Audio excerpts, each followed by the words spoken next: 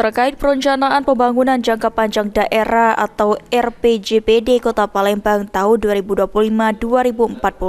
Kepala Bapeda Litbang Kota Palembang Hari Hadi menargetkan agar RPJPD Palembang bisa disahkan DPRD Palembang paling lambat pada bulan Agustus 2024 untuk kemudian ditetapkan sebagai perda. RPJPD Palembang akan menjadi acuan selama 20 tahun ke depan dan dilakukan breakdown setiap 5 tahunan oleh OPD-OPD di lingkup pemerintah Kota Palembang. Bahkan visi misi dari bakal calon wali kota Palembang pada momen pilkada ini harus mengacu pada RPJPD agar ada kesamaan dengan target pemerintah Kota Palembang.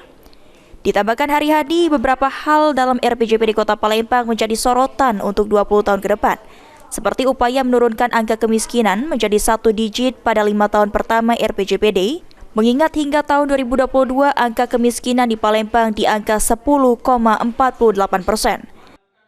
Sekarang peraturan bahwa seluruh visi misi kalau kita mau jadi bakal calon wali kota kepala daerah harus mengacu kepada RPJPD, sehingga ada kesamaan antara visi yang disusun oleh wali kota atau bakal calon wali kota terhadap ini. Jadi tidak visinya kemana wali kota, RPJPD-nya. Jadi harus diacu, dipedomani benar. Jadi ini